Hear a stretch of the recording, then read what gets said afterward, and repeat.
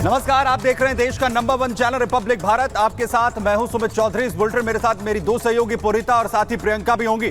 सबसे पहले बात कर रहे हैं दिल्ली में अरविंद केजरीवाल की सेहत को लेकर हो रही राजनीति के बीच अब आम आदमी पार्टी के बड़े नेता और राज्यसभा सांसद संजय सिंह ने उन्होंने कहा है कि अरविंद केजरीवाल की सेहत को लेकर खिलवाड़ किया जा रहा है। संजय सिंह का कहना है कि साजिश हो रही है अरविंद केजरीवाल के खिलाफ। केजरीवाल के साथ कोई भी अनहोनी हो सकती है, ये बड़ी बात कह रहे हैं संजय सिंह। आपको बताएं, संजय सिंह का कहना है कि केजरीवाल की जिंदगी के साथ खिलवाड़ हो रहा है और जेल में केजरीवाल को मारने की साजिश हो रही।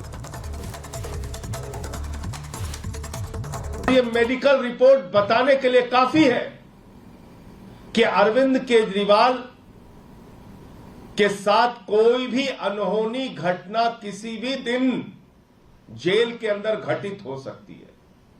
और बार बार जिस तरह से एलजी और पूरी की पूरी भारतीय जनता पार्टी अरविंद केजरीवाल के स्वास्थ्य को लेकर गलत बयानबाजी कर रही है, गलत रिपोर्ट जारी कर रही है, जिस प्रकार से केंद्र की सरकार के साथ मिलीभगत करके दिल्ली के एलजी और भारतीय जनता पार्टी अरविंद केजरीवाल की जिंदगी के साथ खिलवाड़ कर रहे हैं, उससे यह शक और मजबूत होता है और पुख्ता होता है। 3 महीने पहले जब चुनाव थे दिल्ली के अंदर, तब भी इन्होंने कोशिश की थी कि सेहत के साथ खिलवाड़ हो रहा है, तिहाड़ जेल के अंदर जान से मारने की कोशिश की जा रही है, इंसुलिन नहीं दी जा रही। अब क्या कह रहे हैं कि उनका शुगर लेवल डाउन हो रहा है। मैं सवाल पूछना चाहूँगा संजय सिंह और इनके तमाम जो आम आदमी पार्टी के नेता हैं, दिल्ली का तिहाड़ जेल किसके अंडर में आता है? दिल्ली का तिहाड़ जेल जो है वो दिल्ली के जो प्रशासन है, दिल्ली के मुखिया अरविंद केजरीवाल के अंडर में आता है। और दूसरी बात, ये खाना कहाँ से आ रहा है? अरविंद केजरीवाल के घर से आ रहा है। तो यानी कि अगर कोई आप जो आरोप लगा रहे हैं, अगर मैं आपके आरोप को मानूं भी, तो साजिश कहाँ से हो रही है? आपके परिवार से हो रही है, आपके घर से हो रही है। क्यों हो रही है मुझे नहीं मालूम। और चलिए इसी खबर पर ज्यादा जानकारी ले लेते हैं। लोमस हमारे साथ जुड़ चुके हैं। लोमस, कल आतिशी ने आरोप लगाया और आज संजय सिंह का बयान सामने आया। आखिर किसके ऊपर ये आरोप लगाया जा रहा है? आखिर ये क्यों कहा जा रहा है बार बार कि मारने की कोशिश हो रही है अरविंद केजरीवाल को? देखिए, पहले तो ये बात को समझना होगा कि मामला क्या है, क्योंकि लगातार ही अरविंद केजरीवाल की सेहत पे असर पड़ रहा है और ये कहा जा रहा है कि अरविंद केजरीवाल का जो वेट है वो लगातार ही कम हो रहा है, जिसको लेकर के एलजी ऑफिस ने चिंता भी जाहिर की थी और दिल्ली के प्रमुख सचिव को उन्होंने लेटर भी, ऑफिस कार्यालय ने लेटर भी लिख करके ये चिंता जाहिर की कि अरविंद केजरीवाल खाने में आनाकानी कर रहे हैं, जिसके बाद उनकी सेहत लगातार ही डाउन हो रही है, उनका वजन कम हो रहा है, वो खुद को यहाँ पे खराब करने की कोशिश कर रहे हैं, जिससे उन्हें कहीं ना कहीं एक पॉजिटिव रवैया, पॉजिटिव बेनिफिट मिल सके राजनीतिक तौर पर। और आप देख सकते हैं संजय सिंह ने भी यहाँ पे लगातार ही आरोप लगाते हुए बीजेपी पे वो देखे जा रहे हैं कि वो कह रहे हैं कि वो जानबूझ करके अरविंद केजरीवाल अगर कुछ खाते हैं तो उस पर वो सवाल उठाते हैं, अरविंद केजरीवाल कुछ नहीं खाते तो उस पर सवाल उठाते हैं, इंसुलिन उनको नहीं मिलता है उस पर सवाल उठाया जाता है, इंसुलिन लेते हैं तब सवाल उठाया जाता है। चाहते क्या है अरविंद केजरीवाल की हत्या करना चाहते हैं क्या? वो लगातार ही संजय सिंह इस तरह की बात करते हुए नजर आ रहे हैं और लगातार ही जो राजनीति है वो तेज, बिल्कुल लोमस, राजनीति लगातार हो रही है और यही बीजेपी सवाल पूछ रही है कि भाई तिहाड़ जेल तो दिल्ली प्रशासन के अंडर आता है, तो कैसे कोई अनहोनी हो सकती है? इसी बीच अगली बड़ी खबर आपको बता दें। देखिए, सर्वदलीय बैठक जो है वो शुरू हो चुकी है, क्योंकि कल से यानी कि 22 जुलाई से मॉनसून सत्र की शुरुआत होने जा रही है और माना ही जा रहा है कि इस मॉनसून सत्र में ही पूर्ण बजट पेश किया जाएगा। लेकिन जिस तरीके से विपक्ष ने पिछली बार हंगामा किया था, तो सवाल यही है क्या इस बार संसद चलने देगा विपक्ष या नहीं, या मॉनसून सत्र भी हंगामे की भेंट चढ़ेगा?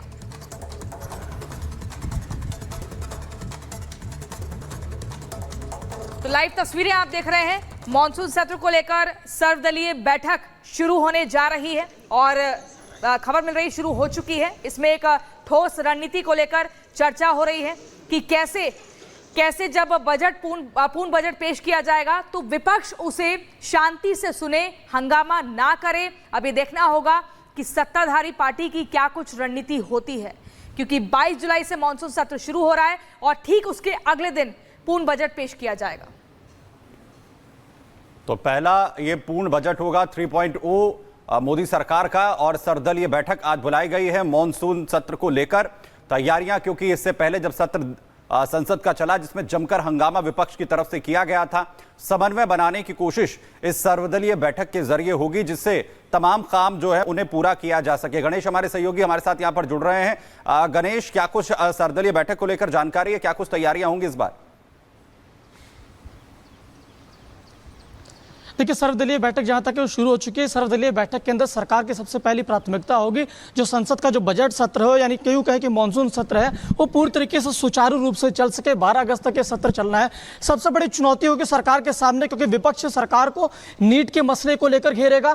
रेल में जिस तरीके से लगातार हम देख रहे हैं जब से इस सरकार का गठन हो रहा है, आए दिन रेल दुर्घटना हो रही है, उस दुर्घटना को लेकर घेरेगा। हाल ही में जिस तरीके से हमने देखा नेम प्लेट को लेकर यूपी और उत्तराखंड सरकार ने जिस तरीके से नेम प्लेट को लेकर इस तरीके से लेकर आया है कि दुकानों के बाहर आपको नाम लिखना होगा, बताना होगा, इन विषयों को लेकर सरकार को घेरेगी। साथ ही विपक्ष का कहना है कि सदन के अंदर हम महंगाई, बेरोजगारी, इन तमाम मुद्दों को लेकर भी घेरते हुए नजर आएंगे। अब सरकार की प्राथमिकता होगी कि किस तरीके से जो बजट का सत्र होगा उसे पूरी तरीके से सुचारू रूप से चला सके, कि किसी भी तरीके से कोई व्यवधान न पैदा हो, बजट पूरी तरीके से आसानी से पारित हो सके। आज इसी वजह से सर्वदलीय बैठक बुलाएगी और एक तरीके से जब सदन का सत्र होता है एक तरीके से ये कार्यशैली रहती है कि पहले सर्वदलीय बैठक बुलाई जाती है, सभी पार्टियों के नेताओं को एक तरीके से उन्हें बताने की कोशिश की जाती है कि हम ये काम करेंगे, इस दौरान आपका साथ चाहिए होता है, तो इसीलिए एक तरीके से सर्वदलीय बैठक बुलाई जाती है। अब जहां तक रही बात कल से जिस तरीके से जो बजट सत्र शुरू होगा, कल आर्थिक सर्वे पहले पेश किया जाएगा, उसके बाद 23 तारीख को बजट पेश किया जाएगा।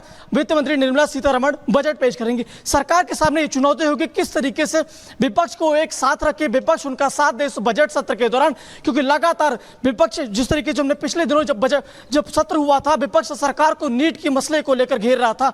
लगातार सदन की कार्रवाई बाधित हो रही थी, सदन की कार्रवाई नहीं चल पा रही थी, और उसके बाद जब सदन की कार्रवाई स्थगित हुई तो उसके बाद विपक्ष सड़क पर घेर रहा था कि नीट की कार्रवाई को लेकर क्या हुआ। लगातार सरकार का यह कहना था कि नीट को लेकर जिस तरीके से जो दोषी है उनके ऊपर हम कार्रवाई कर रहे हैं, किसी को बख्शा नहीं जाएगा, हर विषय को लेकर सरकार ध्यान दे रही थी। लेकिन अब विपक्ष के नेताओं को जिस तरीके से कहना है कि सरकार जो कहती है और जो करती है उसमें भिन्न होता है। सरकार के लिए तमाम अपडेट्स आपसे लेते रहेंगे। फिलहाल के लिए बहुत शुक्रिया। तो सर्वदलीय बैठक, इस बैठक में क्या कुछ निकलकर सामने आता है, इस पर भी आपको जानकारी देंगे। फिलहाल खबरों में आगे बढ़ते हैं और अब बात कर लेते हैं मुजफ्फरनगर मॉडल की, जिसकी मांग अब तेज हो चुकी है।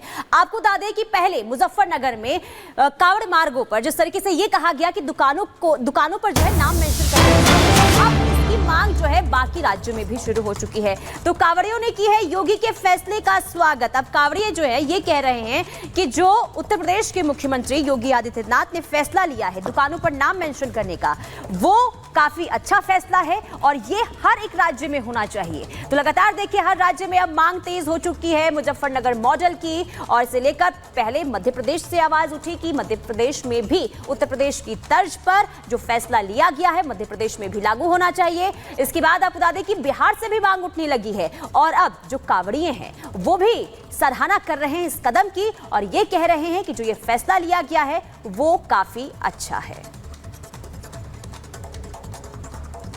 हर की पौड़ी पर तमाम देख रहे हैं कि जो कांवड़िए हैं वो अपने कांवड़ को लेकर के यहाँ से निकल चुके हैं और हर की पौड़ी पर का जो जल है वो लेकर के यहाँ से निकल रहे हैं। हालांकि इस बीच कांवड़ यात्रा को लेकर तमाम जो राजनीति हो रही है उसको लेके भी इनसे बात करेंगे हम, और जो नाम को लेकर युद्ध छिड़ा हुआ है इस पर भी बात करेंगे हम। आप लोग ये बताइए कहाँ से आए आप लोग? महुआ।